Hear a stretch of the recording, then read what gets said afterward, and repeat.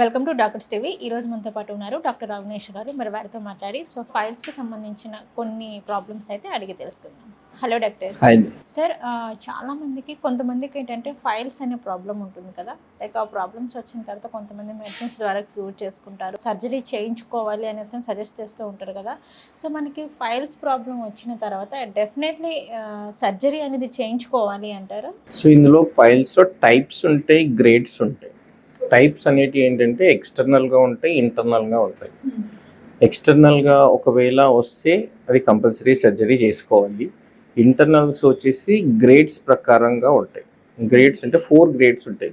First 2 grades మెడికల్గా manage చేసుకోవచ్చు. అంటే life style habit కానీ, ఫైబర్ ఎక్కువ తీసుకోవడం కానీ, వాటర్ ఎక్కువ తీసుకోవడం, సో మన మెటబాలిక్ రేట్ ఎక్కువ పెరగడం వల్ల, బowel మూమెంట్స్ వల్ల, సో మోషన్ ఫ్రీ ఉండడం వల్ల ఫస్ట్ డిగ్రీ, సెకండ్ డిగ్రీ అనేది మెడికల్ మేనేజ్మెంట్ చేసుకోవచ్చు. 3rd డిగ్రీ, 4th డిగ్రీ మాత్రం కంపల్సరీ సర్జరీ చేసుకోవాలి. సో ఇప్పుడు వచ్చే సర్జరీస్లలో ఓపెన్ సర్జరీస్ కాకుండా లేజర్స్ వచ్చాయి, స్టాప్లర్స్ వచ్చాయి. సో ఇవన్నీ ఇంతకుముందు ఎలా ఉండేదంటే ఫైల్ సర్జరీ వస్తే వాళ్ళు ఒక 1 వీక్ కంపల్సరీ హాస్పిటల్లో ఉండాలి అలా అనేది ఉంది. సో ఇప్పుడు మనం అలా కాకుండా లేజర్స్ స్టాప్లర్ పద్ధతిలో చేస్తున్నాము. సో విత్ ఇన్ 1 or 2 డేస్లో డిశ్చార్జ్ కూడా చేసుకోవచ్చు పేషెంట్ని. సో వాళ్ళు మళ్ళీ లైఫ్ స్టైల్ నార్మల్గా అన్ని బిగిన్ చేయొచ్చు, వాళ్ళ వర్క్ కూడా వెళ్ళిపోవచ్చు వాళ్ళు విత్ ఇన్. అంటే ఆ తర్వాత మళ్ళీ ఎటువంటి ప్రాబ్లమ్స్ వచ్చే ఛాన్సెస్ ఉండదు అంటారా సర్జరీ? వాళ్ళు కంపల్సరీ లైఫ్ స్టైల్ హ్యాబిట్ మళ్ళీ అలానే అయితే మళ్ళీ కూడా వచ్చే ఛాన్సెస్ ఉంటుంది. కానీ కంపల్సరీ లైఫ్ స్టైల్ హ్యాబిట్ మాత్రం చేంజ్ చేసుకోవాలి. వాటర్ కానీ, ఫైబర్ కానీ, ఫుడ్ విషయంలో వచ్చేసి ఇంకోటి ఆల్కహాల్ కానీ, స్మోకింగ్ కానీ ఇవన్నీ కొంచెం క్విట్ చేసేయాలి కంప్లీట్గా ఇంకా లైఫ్లో. ఓకే డాక్టర్, కొంతమందికి సర్జరీ తర్వాత మళ్ళీ ప్రాబ్లమ్స్ వచ్చే ఛాన్సెస్ ఉన్నాయంటారా, లేదంటే ఆఫ్టర్ సర్జరీ కొంచెం క్యూర్ అయ్యే ఛాన్సెస్ ఏమైనా ఉన్నాయా? సర్జరీతోని అప్పుడు ఉండే ప్రాబ్లం 100% క్యూర్ అయిపోతుంది. అప్పుడు ఉండే ప్రాబ్లం 100% క్యూర్ అయింది.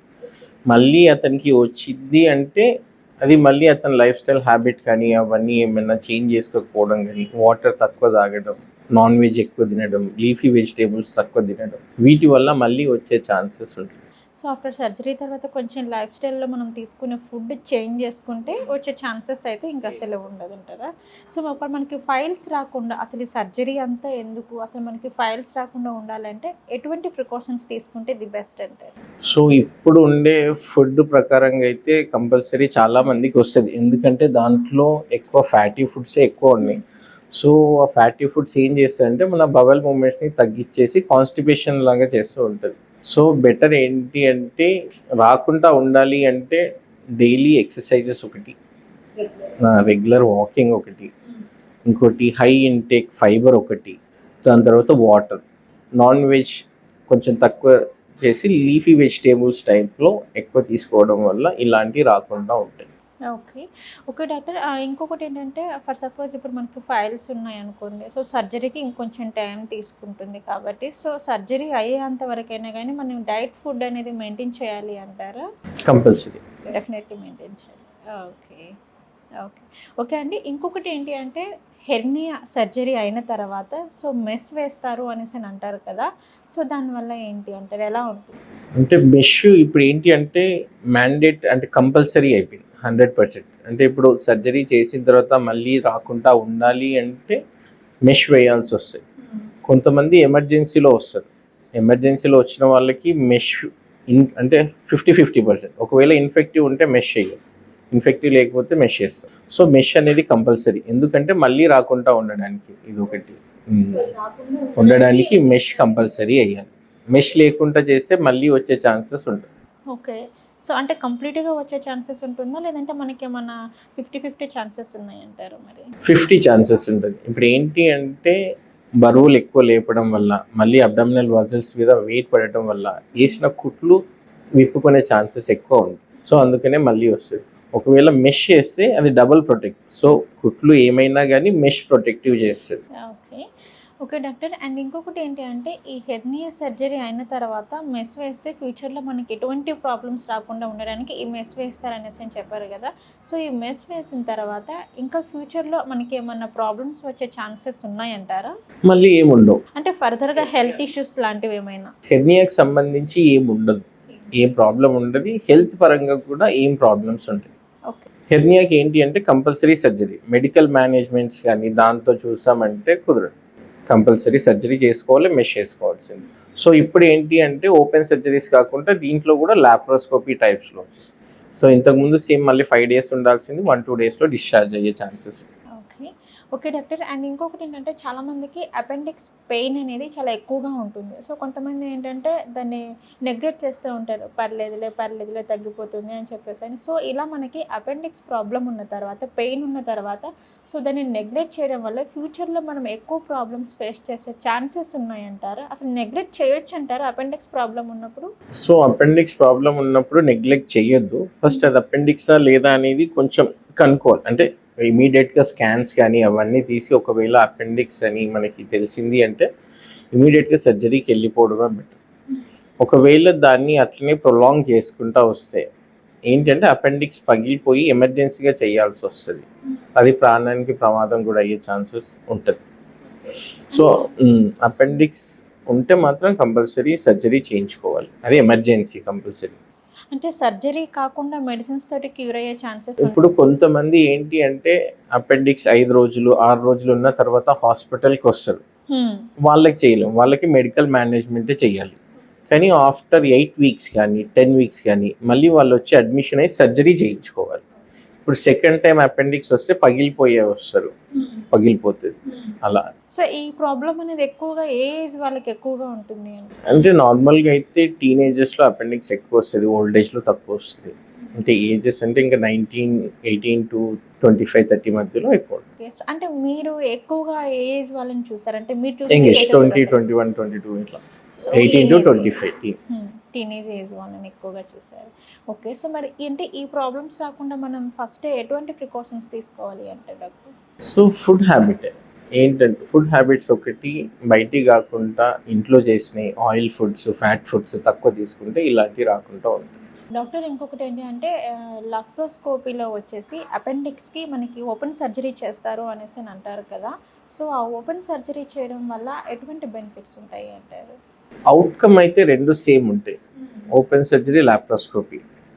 కానీ బెనిఫిట్స్ ఏంటి అంటే మనకు హాస్పిటల్ స్టే కానీ ఇది తక్కువ ఉంటుంది. లాప్రోస్కోపీ చేస్తే వితిన్ 1 dayలో చేసుకొని వెళ్ళిపోవచ్చు.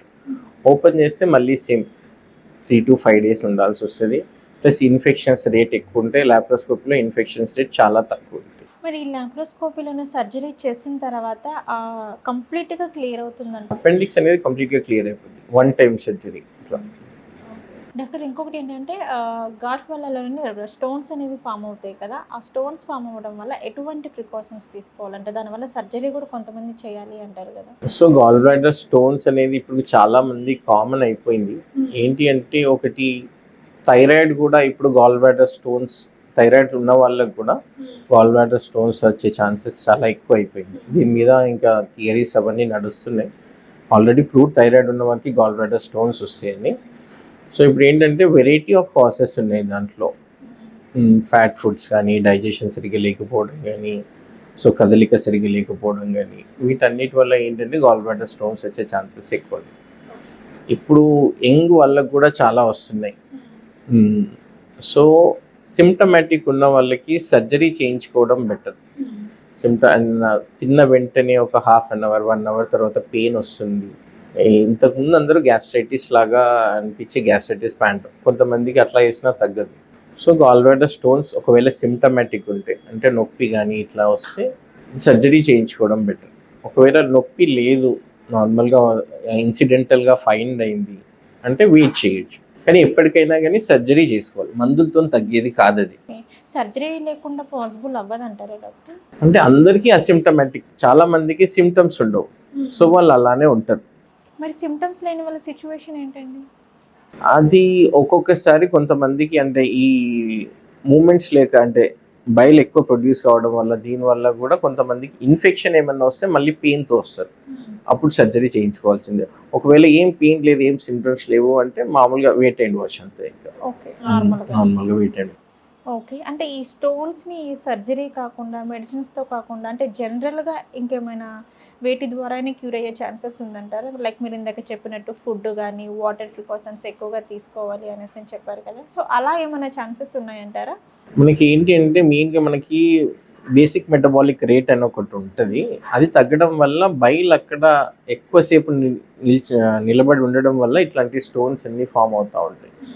సో ఆ బేసిక్ మెటబాలిక్ రేట్ ఇంక్రీజ్ ఎలా చేస్తాము అంటే మన డైలీ రొటీన్ ఎక్సర్సైజెస్, అసలు వాటర్ ఎక్కువ తీసుకోవడం, ఈ leafy vegetables habits, fruits, alcohol quit చేయడము, ఫ్యాటీ ఫుడ్స్ క్విట్ చేయడము, వీటి వల్ల తగ్గే ఛాన్సెస్, రాకుండా ఉండే ఛాన్సెస్ ఉంటాయి. ఇలా ఓకే. సార్ మరి మీరు జనరల్ సర్జన్ కాబట్టి సో ఎక్కువగా మీ దగ్గర ఎటువంటి కేసెస్ పేషెంట్స్ ఎక్కువగా వచ్చారు? మన హాస్పిటల్లో అయితే గాల్ బ్లాడర్స్ ఉండి ఇన్ఫెక్షన్ అయిన తర్వాతనే వస్తారు.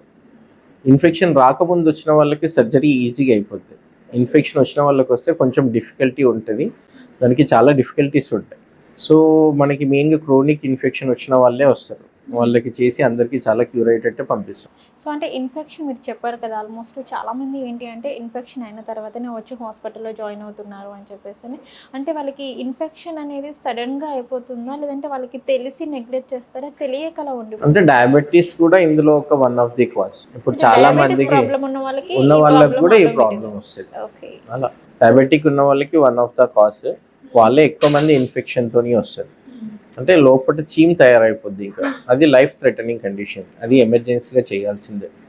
Okay okay doctor. అండ్ డయాబెటీస్కి అంటే ఎటువంటి ఫుడ్ లాంటివి కానీ అది కంట్రోల్ అవ్వడానికి ఎలా తీసుకోవాలి అంటే? సో డయాబెటీస్ కంట్రోల్ అవ్వడానికి మెయిన్గా ఏంటి అంటే not only the tablets and ఈ ఎక్సర్సైజెస్, మెయిన్ ఏంటంటే మెంటల్ స్ట్రెస్ కూడా తగ్గించుకోవాలి. స్ట్రెస్ ఈ మధ్య చాలా మందికి చిన్న వాళ్ళకి రావడం స్ట్రెస్ ఒక్కటే మెయిన్. అంటే ఒకనొక ఏజ్ వరకు వచ్చింది అంటే డయాబెటీస్ ఓకే డాక్టర్, బట్ ఏంటంటే ప్రజెంట్ చాలా మందికి ఏంటంటే మీరు అన్నట్టు చిన్న వాళ్ళకి కూడా వస్తుంది. చిన్న పిల్లలకి కూడా డయాబెటీస్ అనేది చాలా ఎక్కువగా వచ్చేస్తుంది. సో ఇందులో 2 టైప్స్, టైప్ 1, టైప్ 2. టైప్ 1 చిన్న వాళ్ళకి వస్తూ ఉంటుంది, అది హెరిడిటరీ వల్ల దానివల్ల వస్తూ ఉంటుంది. టైప్ 2 మాత్రం ఎక్కువ ఇప్పుడు యంగ్ ఏజ్లో వచ్చేది మాత్రం ఎక్కువ స్ట్రెస్ తీసుకోవడం వల్లనే వస్తుంది. స్ట్రెస్ వల్ల కూడా వచ్చే ఛాన్సెస్ చాలా. ఇప్పుడు డయాబెటీస్ కంట్రోల్ కావాలన్నా కానీ ఓన్లీ మెడిసిన్, ఈ ఎక్సర్సైజెస్ వల్ల కాకుండా స్ట్రెస్ కూడా కంట్రోల్ చేసుకుంటేనే ఇవి ఫ్యూచర్ స్టడీస్ అవుతున్నాయి, ఇది ఎంతవరకు వస్తుంది ఏంటి అనేది చూడాలి. స్ట్రెస్ అనేది కంపల్సరీ తగ్గించుకుంటేనే ఇవన్నీ ఏమన్నా సార్. అంటే ఎక్కువగా వచ్చేసి keyhole surgeries and laparoscopic surgeries ఇవి ఎక్కువగా జరుగుతున్నాయి హాస్పిటల్స్లలో అని చెప్పేసి ఒక టాక్ ఉంది కదా, ఎందుకు ఈ సర్జరీస్ ఇంత ఎక్కువగా జరుగుతున్నాయి అంటే రీజన్స్ ఏంటి? సో ఏంటి అంటే అవుట్కమ్ బెటర్ ఉంటుంది, చాలా ఇన్ఫెక్షన్స్ రేట్ తక్కువ, హాస్పిటల్లో ఉండే స్టే తక్కువ, ఫైనాన్షియల్గా కూడా ఇప్పుడు కొంచెం ఇన్సూరెన్సెస్ వల్ల అట్లా అందరికీ ఈ హోల్ సర్జరీస్, లేజర్స్ ఎక్కువ చేయించుకుంటున్నారు. ఓపెన్ సర్జరీస్ కంటే దీనికి ఏంటి అంటే ఇన్ఫెక్షన్స్ రేట్, మార్బిడిటీ చాలా తక్కువ ఉంటుంది. అంటే పేషెంట్స్ ఇమీడియట్గా వర్క్ ఆఫ్టర్ సర్జరీ ఇన్ని రోజులు 1 month రెస్ట్ తీసుకోవాలి అలా ఉండేది. ఇప్పుడు పేషెంట్ సర్జరీ అయినా వితిన్ 2-3 డేస్లో వాళ్ళ వర్క్ వాళ్ళు కంప్లీట్గా చేసుకునే ఛాన్సెస్ ఎక్కువ ఉంటాయి. సో అందుకనే keyhole surgeries maximum prefer చేస్తున్నాం. సో బెటర్ అవుట్కమ్, బెటర్, వాళ్ళ వర్క్ వాళ్ళు తొందరగా వెళ్ళిపోవచ్చు. ఓకే, సో అంటే మనకి ఎక్కువ బెడ్ రెస్ట్ ఏం లేకుండా సో కంప్లీట్గా వర్క్లో చేసే. ఓకే, అంటే నార్మల్ సర్జరీకి మీరు చెప్పారు కదా డాక్టర్ ఇందాక, ఓపెన్ సర్జరీ అని చెప్పేసి అండ్ కీహోల్ సర్జరీ, ఈ రెండింటికి ఏంటి డిఫరెన్స్ అంటారు? ఓపెన్ సర్జరీస్కి ఏంటి అంటే మనము చాలా అంటే ఇన్సిషన్ పెద్దగా ఇస్తాం, అంటే కోయడం కానీ చాలా పెద్దగా ఉంటాయి, కుట్లు కూడా ఎక్కువ పడతాయి.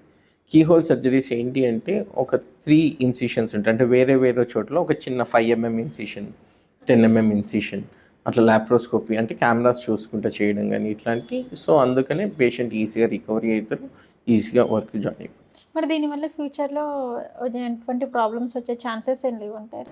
లాప్రోస్కోపీ వల్ల ఫ్యూచర్స్లో ప్రాబ్లం ఏముండే, స్కార్లెస్ సర్జరీస్, టోటల్గా స్కార్ కూడా ఏం ఫామ్ కాకుండా ఉంటుంది అలా. సో ఈజీగా. Okay doctor. ఓకే అండి.